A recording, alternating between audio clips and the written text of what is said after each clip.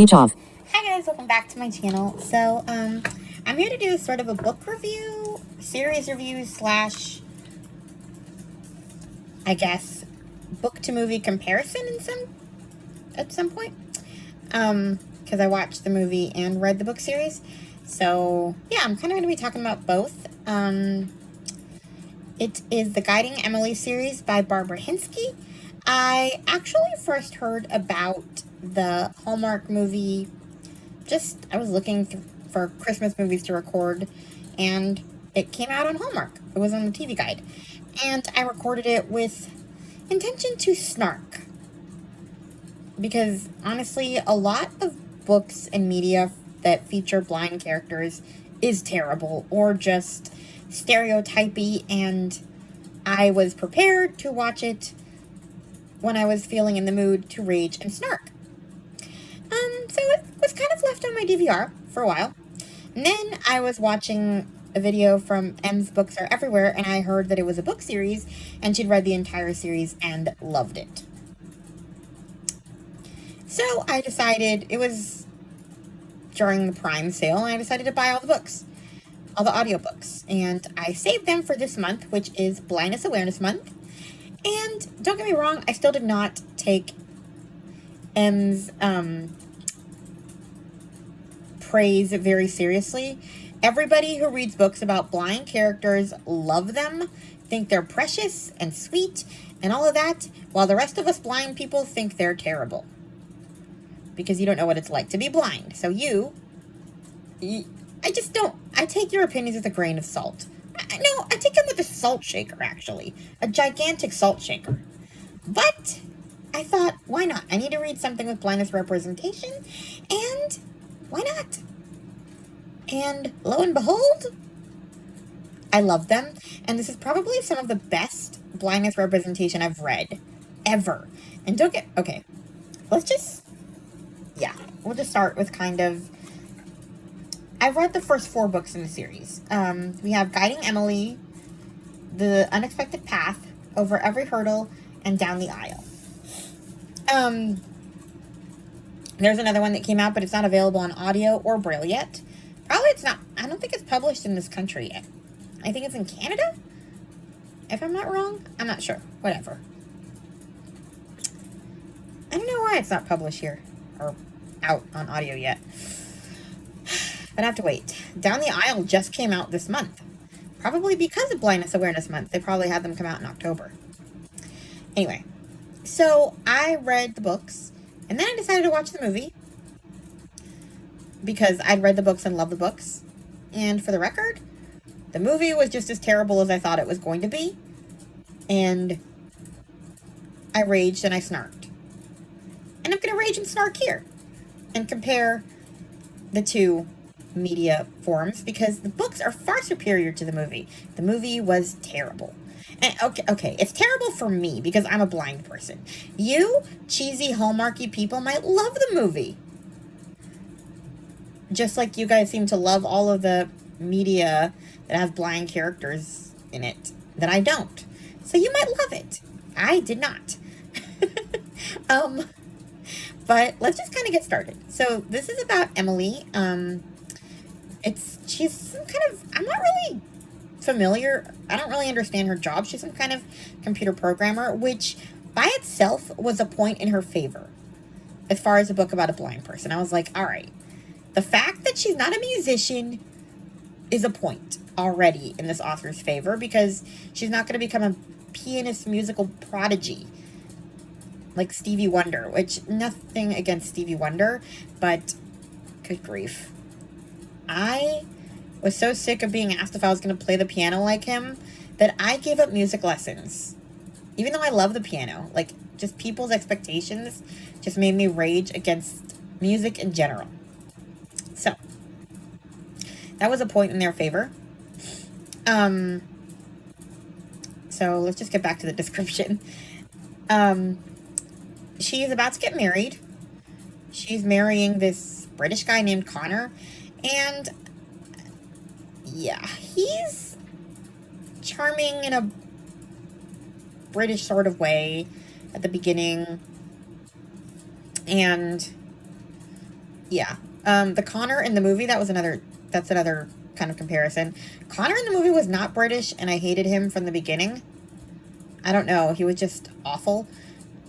There's something about a British accent that just makes me forgive everything people ever say, even if it's insulting. Just because it sounds so charming. Like, you could call me, I don't know, all the swear words just sound very charming in a British accent. Bollocks. Anyway, but yeah, I did not like Connor in the movie. He was an American guy, and he had an annoying voice. Sorry to the actor. Maybe he was being extra annoying because that was a character he was playing. Maybe he sounds fine normally, but I couldn't stand him from the beginning.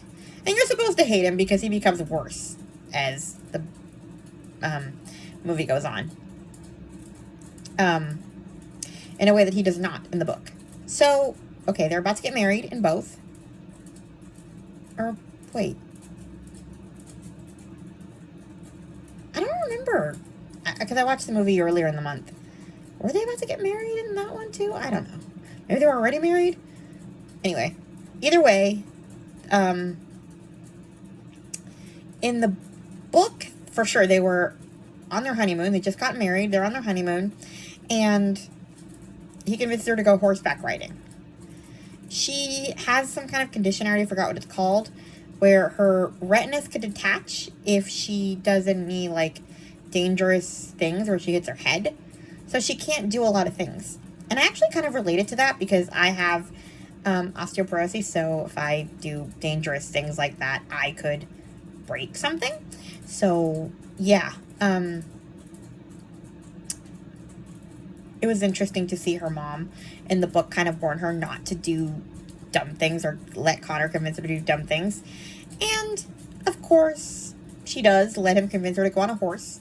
And honestly, in hindsight, it really was not it was an accident, essentially.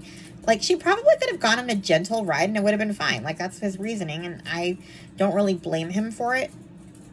Even though some might disagree and, like, hate him for it. But she falls off the horse, her retinas detach, and she goes blind. There is a whole, like, will she go blind? Will she get her sight back? Because she does get, like, an operation. I should probably put in the title, there's going to be spoilers. It's hard to talk about this from a blindness perspective without a bunch of spoilers. So, anyway. So yeah, there's a whole will she, won't she get her sight back? She does get anyway. And so she doesn't just have like this, it's kind of a downward spiral. She starts out hopeful that she'll get it back, and she actually tries to kind of live her life like that, you know, like while she's waiting for her vision to come back, she's trying to teach herself how to adapt as a blind person. So, like, you know, she's not your stereotypical, I'm blind, I can't possibly do anything for myself. She really tries. Her depression only kind of hits her when she realizes that she's probably not going to get her sight back. And then she kind of goes downhill. But even then, like, it's a quote-unquote normal kind of depression. She's not, like, raging and throwing things a la Mary Ingalls in Little House on the Prairie, where she, like, screams and throws a plate at Adam, the teacher. I just, yikes. Anyway,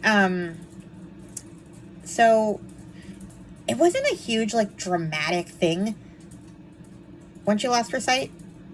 I mean, it was dramatic in the sense that, Connor was a dummy and didn't really take it too seriously. At first, he was like, we can get you checked out when we get back from the honeymoon. I don't think he wanted to admit that he might have caused some permanent damage. Anyway.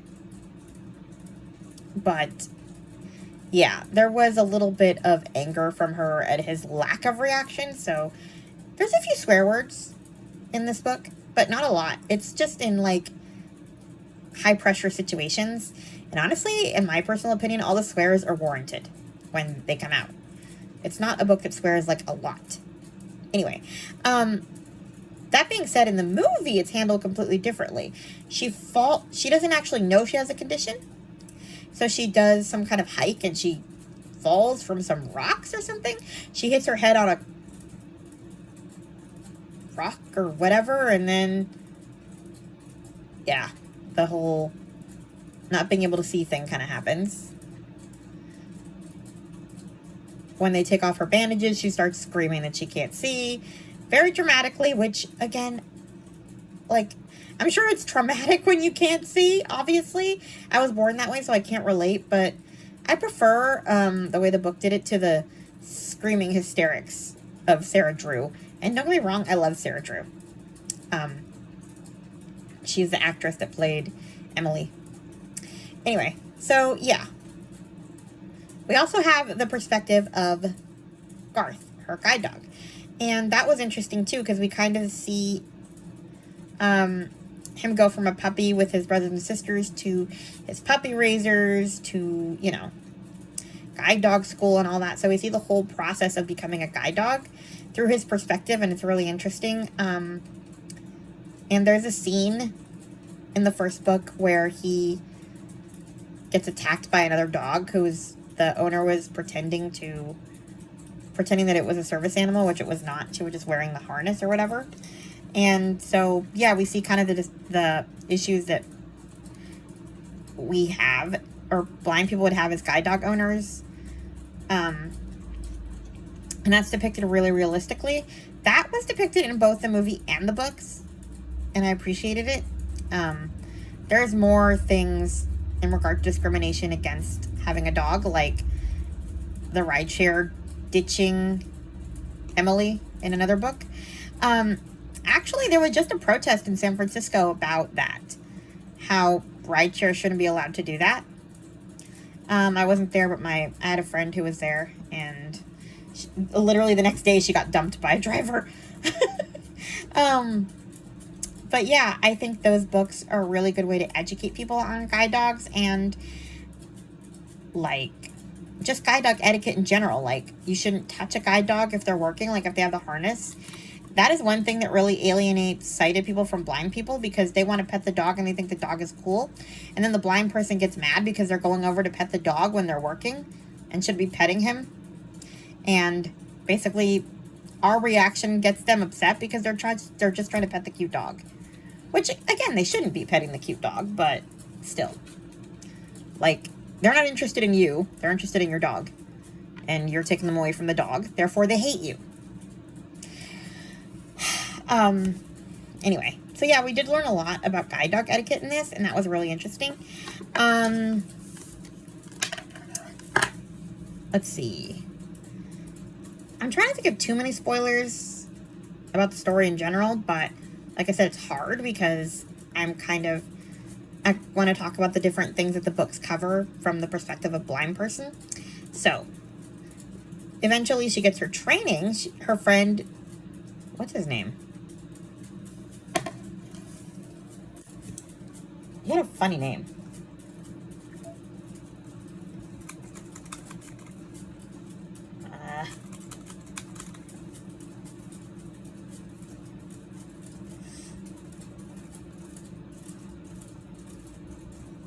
Druv.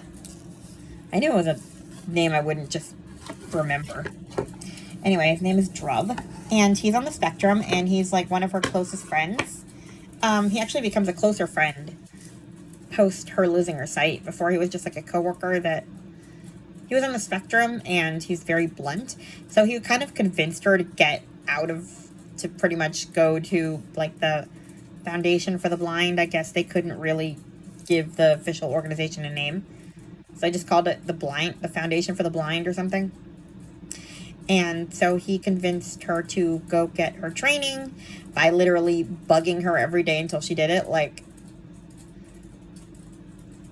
it's interesting the way that they had him do it, because he's on the spectrum, he's not that worried about being socially acceptable or worried about hurting her feelings. He just tells her like it is, like how he feels it should be, and continuously bugs her until she goes with it. But honestly,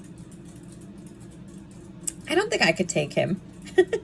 I am, this is going to sound really hypocritical, but I am a very, I need, not to tiptoe around me, but I need you to be sensitive when you say things. Otherwise, you hurt my feelings. But I am very blunt myself, and I tend to say things that might be socially inappropriate to other people and enjoy doing so. So I realize that is completely hypocritical. But yeah, I think that Druv would have completely hurt my feelings with his like sort of tactless way of talking. But Emily kind of knows that that's just who he is, and you know, she goes with it eventually. Let's see. What other characters that I can talk about without giving too much away? Emily's mom is really good. She's a good mix of overprotective and letting her be on her own. Like, letting her figure it out on her own. So I like that. Her friend Gina. They're best friends, and they have some stuff happen. I won't say, because that is something that happens that I don't want to spoil. Her husband, I mean, I don't hate him by the end. Some people, I was looking at Goodreads reviews, they really hate him. I don't, though. I think, is it a spoiler to say that they didn't work out? I mean, the fourth book is called Down the Aisle, which kind of leads you to believe she's not going down the aisle with him again. And it's really hard to stay with someone once you have that kind of accident because of something he suggested. Anyway, but by the end of it all, I didn't hate him. Like, I think I hated him more. I went through moments of disliking him, but by the end, I didn't. I don't know. Could be the British, but in the movie, he pretty much dumps her, like, almost immediately, and I despised him. And the other thing I didn't like in the movie was that they had her immediately, well, not immediately, but, like, they had to give her a love interest, and, like, some random guy that used to be, like, her personal trainer or something at the gym. I don't know. I don't remember what he was. I was just so annoyed by that storyline that they had to add some random guy. I don't even remember his name, but doesn't exist in the books. She also has this next door neighbor named Zoe at her mom's house. Zoe lives with her grandma. She becomes more relevant later in the series. Well, she's there from the beginning, but she becomes more of a character as the series goes on. But I'm not going to say how, because that's spoiling. But I will say that the only criticism I have as far as blindness stuff is Zoe, actually. I think Zoe was too sensitive to Emily's needs. Like, she was too grown up and precocious. I think I would have almost preferred her to take advantage of Emily's sight the way most kids do to me when they first meet me, because when most kids first meet me, it's like a silly stage. Like, can you see this? Can you see this? And then they run away, and then they tap you on the shoulder and run, and like they do a lot of experimenting to screw with you for a while until they figure out that you can figure things out, and then it gets boring and old. And Zoe is just like, the food is at 2 o'clock, Emily. She's just too precocious. And normally I love precocious children, but I don't know. I have no problem with Zoe, per se, but, like, I think I would have preferred a little bit of naughtiness as far as Emily's blindness. But she was almost too good, like, doing research into blindness, how to guide her. Like, she was a little adult, and it was a little too much. I did enjoy her, though, because she did have moments of childlikeness, but it felt like Zoe was taking care of Emily, too. And it didn't sit well with me too much. But I still like Zoe. I'm missing something else I wanted to talk about. Oh, I liked the fact that in one of the books, she's babysitting her friend's baby. And we see how she would handle a newborn and diaper changing and stuff. That was a criticism I had for another book by a blind author. I think it was called Haven.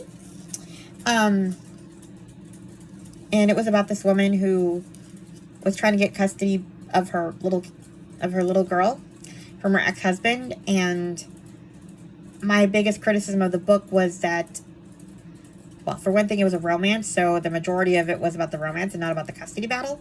I talked about it in my last video where I discussed books with blind characters that I would recommend. I still would recommend it for Christian fiction readers, but my biggest criticism of the book was that if you care about the custody battle, there is nothing that says that this woman should have custody of her kid, because you're not really showing how she can independently take care of her kid without other people there. Like, why should she have custody? The only reason she should have custody in the end is because the husband is terrible, or the ex-husband. Like, he's horrible. So you want her away from him, but, like, if he was a decent guy, I might, as a judge, leave her with the dad. If I was a sighted judge who couldn't and didn't have enough information as to how she would take care of this kid. Like, I think she discusses how if they go somewhere, her sister goes with them or something, and it's like, okay, that's, or just, I don't know. She's never really alone with a child, so it's like hard for me to, I guess, you're not proving you're a capable parent if we don't see you taking care of a kid in the story. And we see that in the Guiding Emily series a lot. So I like that. And back to her kind of blindness training, I loved the way that they incorporated the different technologies. Like, they talked about screen readers. They didn't specify any names of screen readers. I noticed that they didn't, they couldn't, like, give names of any technology. So they called the Braille display a little machine with pins, which the pins represent the Braille dots that poke out of the machine so we can read. And they talked about how screen readers talk really fast. And Emily could code better because she listens. She codes better than when she could see. I am actually not talented enough to understand a screen reader at rapid speed. A lot of my friends are, but I've never been able to. I need you to speak like a human. So, yeah. And, like, when they talk about TV, she says, streaming services. It's like, can you just say Netflix? Or voice over iPhone? Like, you can't even say iPhone? They just said the voice on her phone speaks, and it's like, good grief. Apple doesn't give you permission to say the word iPhone. I know so many books that say the word iPhone. Why can't Barbara Hinske get permission to say the word iPhone? Like, I just wanted to know what screen readers and technology Emily uses. And I would never get a straight answer. The only thing that they were allowed to say is pen friend. So, like, a labeling thing. I've heard of that. I was like, okay, apparently the pen friend company isn't suing you. And the white cane. That was said by name. And Braille, which I appreciated. Oh, yeah. Emily is apparently very fast at learning Braille. That is not a thing, as far as I know. Most adults I know who are learning Braille never learn it well. Most teenagers never learn it well. The ones that really pick it up are the children, like the little kids. I learned since I was 2. But, like, I had a friend named Cassandra. She passed away recently. Or, not recently, a while ago. Why am I telling you this? Anyway. But she learned when she was 8, and she never got the hang of it. Like, and that's relatively young. People who learn it even older just don't. Like, most adults who learn Braille learn enough to label their stuff and get by, and that's it. But, she learned quickly, and, well, I don't know. I found that a little unrealistic. Oh, yeah, and they talked about Nemeth Braille, her and her friend Stephanie. And that's kind of math braille, and I kind of love that. That they mentioned Nemeth code. It was just so cool to see like all of these different technologies that I use sort of mentioned, and I kind of wanted more of it, but I'm assuming that all of the companies don't want their names in her book. I don't know. Or maybe she didn't want to ask for permission. But yeah. Let me think, what else? I talked about the dog. I don't know. I actually like the stuff about Garth too. The training too, but like I wasn't sure if I would like those parts of the book because I'm not really like an animal lover. I personally can't have a guide dog because of my osteoporosis. That was another thing that they talked about in the book where a lot of people love having a guide dog because they can walk fast again. I do not want to walk fast again because I'm always afraid of falling. Well, I've never been able to walk super fast. Well, I can when I learn routes, but anyway. Guide dogs terrify me.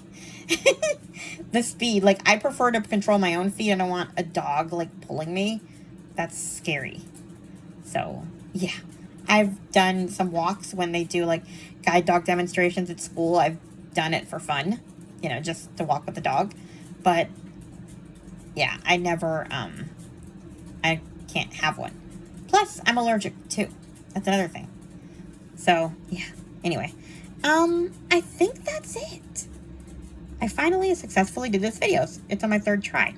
So yeah. I'm gonna link an announcement to a Q&A video I'm doing about blindness for Blindness Awareness Month. I'll probably do it on Friday, November 1st. So if you guys can check out that video and post your questions, I encourage you to get as insensitive as humanly possible, because I think that like the more awkward questions that you would never ask out loud to a person are the ones where you learn the most. And I kind of do want this video to sort of educate. So yeah, ask whatever you probably would never ask a blind person to their face in the comments of this video or that video. And in the meantime, yeah, subscribe, share this with your friends, and I will talk to you guys in my next video. Bye. Speech on. Stop. Center.